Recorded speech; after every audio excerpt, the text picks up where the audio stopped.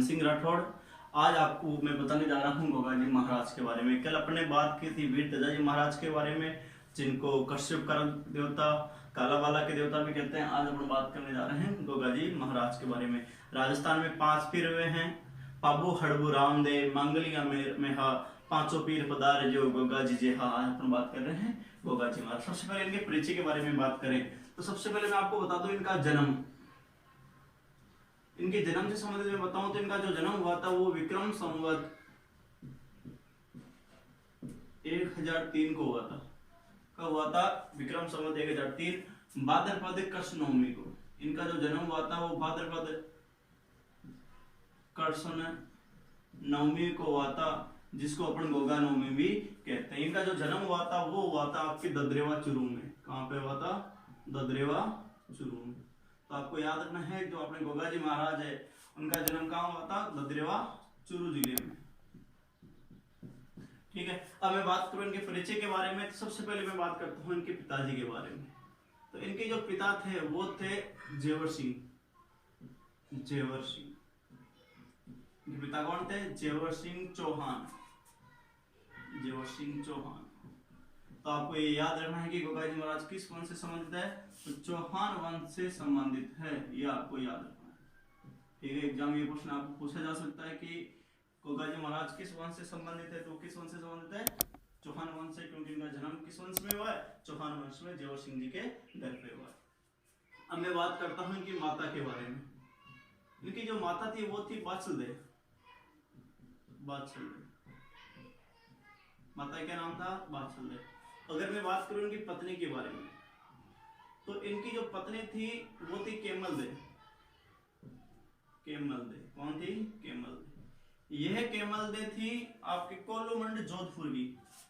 कोलूमंड जोधपुर की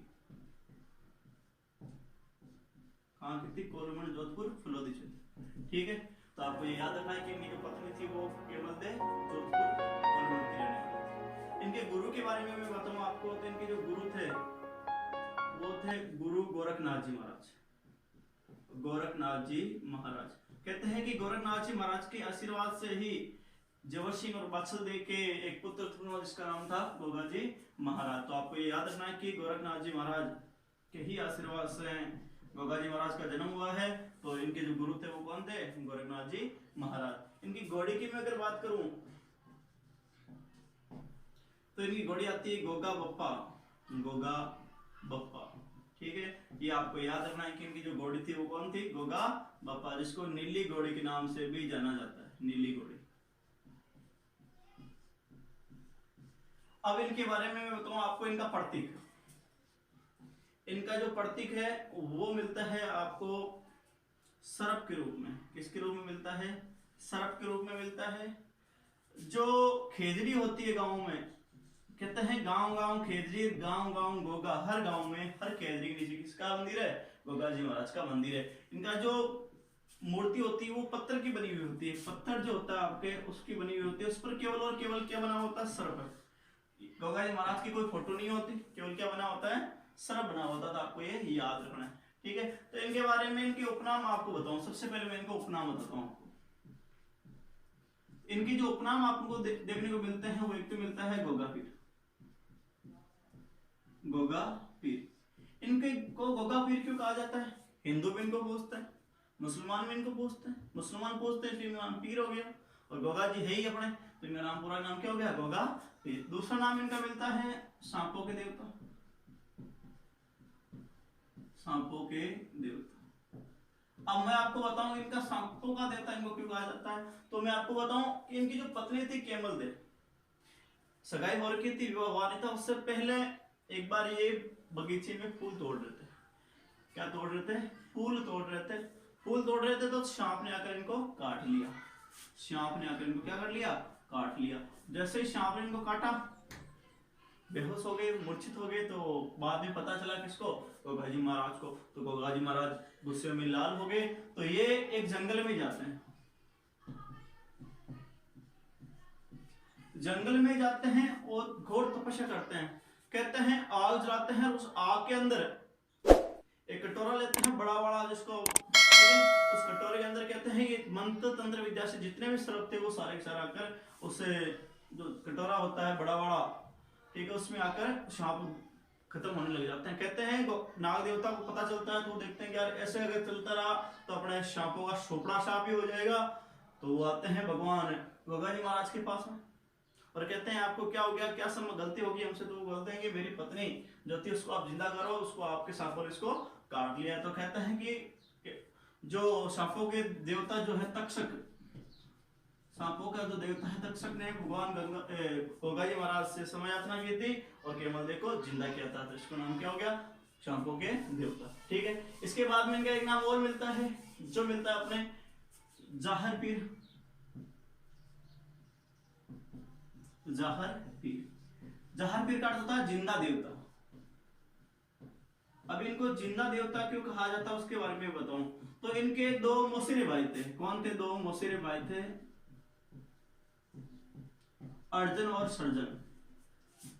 अर्जुन और सर्जन, इनके अंदर जमीनी विवाद था, जमीनी विवाद। तो आपको ये याद रखना है कि इनके जो मौसेरे भाई थे अर्जुन और सर्जन, इनके अंदर क्या था, जमीनी विवाद था।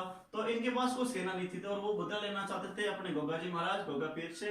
तो क्या करते हैं, उसी समय एक तुर्की आक्रमण होता है हमारे देश में महमूद गजनवी के द्वारा। महमूद गजनवी के द्वारा भारत के ऊपर कुल 17 बार आक्रमण होता है, जिसमें प्रमुख आक्रमण है सोमदेव, जो गुजरात के अंदर मंदिर है सोमदेव का मंदिर। उस मंदिर पर जो आक्रमण होता है वो वर्ल्ड फेमस है।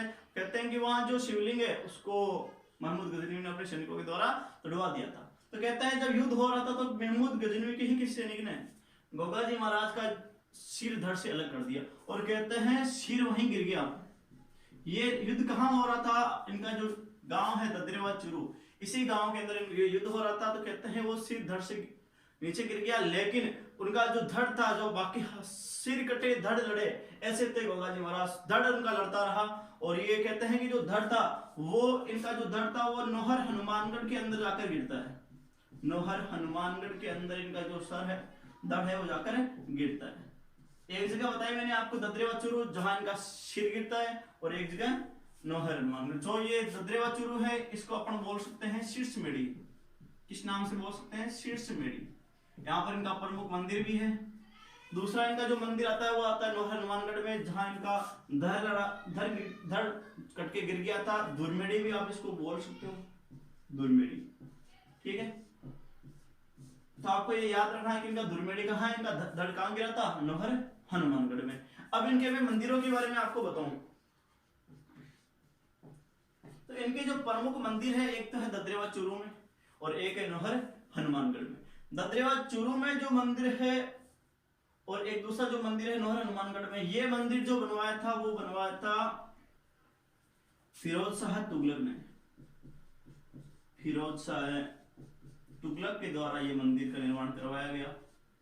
और कहते हैं फिरोज शाह के द्वारा ये जो मंदिर बनाया गया था वो मकबरे नुमा था। किसके नुमा था, मकबरे नुमा, मकबरे नुमा। गोगा जी महाराज का जो मंदिर है नोहर हनुमानगढ़ में वो किसके समान है, मकबरे नुमा समान है। इसका जो दरवाजा है वहां पर आपको देखने को मिलता है बिस्मिल्लाह लिखा हुआ, बिस्मिल्लाह वहां पर लिखा हुआ है। ये आपको इंपॉर्टेंट रूप से याद रखना है कि किसके मंदिर पर बिस्मिल्लाह लिखा हुआ है, किसके दरवाजे पर बिस्मिल्लाह लिखा हुआ है, तो गोगा जी महाराज के। इनके जो पुजारी होते हैं वो हिंदू और मुस्लिम दोनों होते हैं, हिंदू और मुस्लिम। हिंदुस्तान का केवल एकमात्र ऐसा मंदिर है जहां हिंदू भी पुजारी है और मुस्लिम भी पुजारी है। इनका जो पुजारी होता है, मुस्लिम जो पुजारी होता है उसको चाइल कहते हैं। किस नाम से जाना जाता है, चाइल के नाम से। तो आपको ये याद रखना है कि गोगा जी महाराज का जो मंदिर है वहाँ हिंदू और मुस्लिम दोनों पूजा करते हैं। हिंदुस्तान का एकमात्र ऐसा मंदिर है और इनका जो मुस्लिम पुजारी होता है उसको चाइल कहते हैं। एक राजस्थान पुलिस का भी जो थोड़ा दिन पहले एग्जाम हुआ था लास्ट ईयर, उसके अंदर एक क्वेश्चन आया था गोगा जी की ओल्डी, गोगा जी की ओल्डी।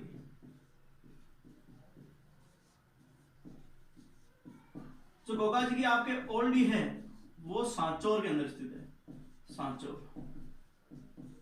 जालोर। सांचौर जालोर के अंदर गोगा जी महाराज की ओल्डी स्थित है। ये आपको याद रखना है। गोगा जी महाराज की रखड़ी भी फेमस है, गोगा रखड़ी जिसको अपन बोलते हैं, गोगा रखड़ी, वो भी आपको याद रखनी है कि गोगा जी महाराज की जो रखड़ी बांधी जाती है वो गोगा रखड़ी है। इनका मेला कब बढ़ता है? तो भाद्रपद कृष्ण नवमी को नौहर हनुमानगढ़ में मेला बढ़ता है। ददरेवा चूरू में इनका मेला बढ़ता है। इनका ससुराल कहता गोलवंड जोधपुर में। तो आपको मैंने जितनी हो सके कोशिश की है कि आपको गोगा जी महाराज के बारे में जानकारी प्राप्त करूं। उम्मीद करता हूं आपको ये वीडियो पसंद आया होगा। अगर आपको ये वीडियो पसंद आया तो इसको ज्यादा से ज्यादा लाइक करें, शेयर करें और सब्सक्राइब करना बिल्कुल ना भूलें। जय हिंद, जय भारत।